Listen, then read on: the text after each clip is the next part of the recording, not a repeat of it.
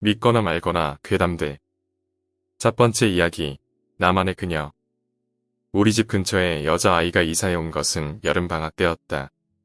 그녀의 집에는 아빠가 없었다. 엄마는 어린 나이 눈으로 봐도 아주 젊었던 것이 기억난다. 그녀와 나는 다른 반이었지만 금세 사이가 좋아졌다. 그녀는 밝은 성격이 아니라 친구가 적었다. 책만 읽고 있어 친한 친구가 없었던 나와 그녀는 서로 집에 놀러 다니며 사이가 좋아졌다. 그러던 중 그녀는 고민거리를 말해주었다. 엄마가 자주 때리는 것, 같은 반 여자아이가 괴롭히는 것, 좋아하는 남자아이가 있지만 그 소녀는 다른 여자들에게도 인기가 많은 것. 처음에는 내가 주로 말하는 편이었지만 요즘에 와서는 보통 그녀가 이야기하고 나는 듣는 쪽이 되어 있었다. 어느 날부턴가 그녀는 학교에 나오지 않았다. 좋아했던 남자아이 주위의 여학생들에게 집단 괴롭힘을 당했던 모양이다. 그녀는 나를 만날 때마다 자신을 괴롭히는 여자애들이 밉다고 했다. 그 괴롭힘을 못 본 척하고 있던 반 친구들 모두 다 밉다고 했다. 그리고 현실성이 없는 복수나 반 친구들의 욕을 끝없이 계속 이야기했다. 나는 단지 조용히 맞장구만 쳐주었다. 중학교에 올라가자 그녀의 행실이 점점 거칠어지기 시작했다. 밤 늦게까지 집에 돌아오지 않고 놀러 다니고 언제부턴가 담배도 피우기 시작했다. 가정환경도 악화되어서 깊은 밤중에 갑자기 엄마와 크게 말싸움을 벌이기도 했다. 주민신고로 경찰이 집에 온 적도 있었다. 이웃들이나 학교 친구들과도 사이가 나빠져서 낙서나 쓰레기를 던지는 등의 질 나쁜 장난이 그녀의 집에 행해졌다. 한 번은 편지함에 죽은 고양이의 시체가 들어가 있던 적도 있었다. 어머니도 나에게 그녀와 가까이 지내는 것을 그만두라고 말씀을 하셨다. 내가 고등학교를 졸업할 무렵 그녀는 밖으로 전혀 나오지 않고 방에만 틀어박혀 있었다. 나도 그녀의 모습을 보는 일이 부쩍 줄었다. 갑자기 늙어버린 듯한 그녀의 어머니에게 이야기를 들어보면 낮에는 절대로 밖에 나오지 않고 밥은 방문 앞에 놔두고 가야지만 먹었으며 깊은 밤중 화장실에 갈 때만 방에서 나온다. 그렇게 생활하고 있다고 했다. 나는 오랜만에 그녀를 만나러 갔다. 그녀는 나와 만나는 것을 거부했다. 문 너머에서 돌아가라고 고함칠 뿐이었다. 무슨 이야기를 해도 입을 다물고 있었다. 문이 조금 열려 있길래 방 안을 들여다볼 수 있었다. 문틈새로 살짝 보인 그녀는 창백하게 여유 있었다. 말라 비틀어져 버린 걸레 같았다. 나는 매일 그녀를 만나러 갔다. 부모님과 말다툼을 했다. 겨우 친해질 수 있던 친구와도 멀어져 버렸다. 그런데도 매일 그녀의 집으로 만나러 갔다. 그러다 그녀와 겨우 문 너머로 이야기를 시작하게 되었다. 나쁜 친구들과 어울리고 있던 일. 상습적으로 물건을 훔치다가 경찰에 잡힌 일. 남자친구가 생겨서 기뻐했는데 피임에 실패해서 아이가 생기자마자 도망가버린 일. 도움을 받고 싶어서 상담한 모친에게 반광난 상태로 맞은 일. 아이를 낙태한 일. 죽으려고 했던 일. 손목을 그어버린 일. 예전처럼 그녀가 일방적으로 계속 이야기하고 나는 맞장구를 친다. 내 의견을 물어올 때는 될 수 있으면 무난한 방향으로 말한다. 그러다 그녀가 방에서 나왔다.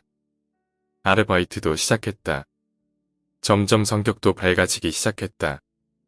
그녀의 어머니가 눈물을 흘리며 고맙다고 말했다. 어느 날 그녀는 집 근처의 빌딩에서 뛰어내렸다.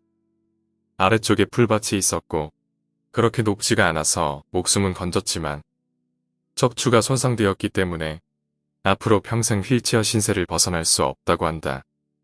침대에 누운 그녀는 울면서 사과했다. 엄마와 나에게 폐만 끼치고 있던 것이 너무나 미안해서 뛰어내렸다고 했다. 울고 있는 그녀를 위로했다. 드러누운 채로 울고 있는 사람을 위로하는 것은 어려웠다. 위로하면서 그녀에게 프로포즈했다. 결혼을 전제로 교제해달라고 부탁했다. 그녀는 온몸의 물기를 다 짜내려는 듯이 울면서 진심이야?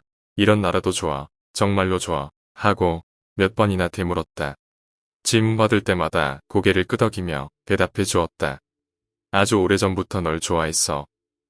얼굴을 찌푸리며 반 친구들을 욕했을 때도, 나쁜 친구들과 어울리며 거칠어져 있었을 때도, 일방적으로 계속 투덜거리며 불평하고 있었을 때도, 내가 울면서 엄마가 때린다고 고백했을 때도, 방에 틀어박혀서 마치 딴 사람처럼 말라버렸을 때도, 초등학교 때 내가 좋아하는 남자의 이름을 그 여학생들에게 알려줬을 때도, 너의 집 편지함에 죽은 고양이를 집어넣고 있었을 때도, 너의 남자친구를 몰래 따라가 없애버렸을 때도, 다리의 감각을 잃고 하얀 침대에 삼켜질 것처럼 조그맣게 누워있는 지금도 쭉 너를 좋아해. 이것으로 너는 완벽하게 나만의 그녀다. 우리 이번에 결혼합니다. 두 번째 이야기, 꿈속의 그녀. 산속에 사는 나의 할머니 집 근처에는 강이 있고 매년 여름 방학에 놀러가면 그 강에서 놀았다. 여름 오후 그 강에서 놀고 있는데 어느 순간 정신을 차리고 보니 주위에는 아무도 없었다. 갑자기 불안해져 집에 가려고 생각해서 서둘러 집에 가고 있었다. 할머니 집까지 가는 길에 흰색 원피스를 입고 밀짚 모자를 쓴 낯선 젊은 여자가 할머니의 집에서 걸어왔다. 누구일까라고 생각하고 엇갈리는 와중에 그 얼굴을 보니 너무 예쁜 여자였다. 여자는 내 얼굴을 보고 미소를 지었고 시원스러운 눈빛으로 나를 보고 있었다. 내가 할머니의 집에 도착했는데 집에서는 장례식이 진행되고 있었다. 나는 그것이 나의 장례식임을 직관적으로 깨달았다. 그 순간 나는 꿈에서 깨었다. 실로 무시무시한 꿈이라고 생각했지만 그 꿈은 금방 잊어버렸다. 그리고 얼마 후 여름 방학이 찾아와서 평소처럼 할머니의 집에 놀러갔다. 그리고 평소처럼 강에서 놀고 있었다. 오랫동안 놀았기 때문에 이제 집으로 돌아가려고 샛길을 걸어가는데 앞에서 흰 원피스에 밀짚 모자를 쓴 여자가 걸어왔다. 그 순간 나는 그때까지 잊었던 꿈이 떠올랐다. 그 광경은 그 꿈에서 본 광경과 흡사했던 것이다. 나는 직감적으로 그 여자라고 생각했고 여자에게서 시선을 피하며 걸었다. 여자와 나와의 거리가 점차 좁혀져 온다. 나는 외면하면서 걸어간다. 그리고 결국 엇갈린 그 순간 그 여자가 원망하는 것 같은 목소리로 말했다. 어떻게 한 거야? 나는 두려운 나머지 힘껏 달렸다. 그리고 할머니의 집에 겨우 도착하자마자 정원에서 세탁물을 말리고 있던 할머니에게 안겼다. 할머니와 함께 있던 어머니에게 이전에 꾸었던 꿈 이야기를 포함해서 모두 말했지만 두 사람 모두 웃을 뿐이었다. 저것은 도대체 뭐였던 것일까? 그 여자는 도대체 누구인가?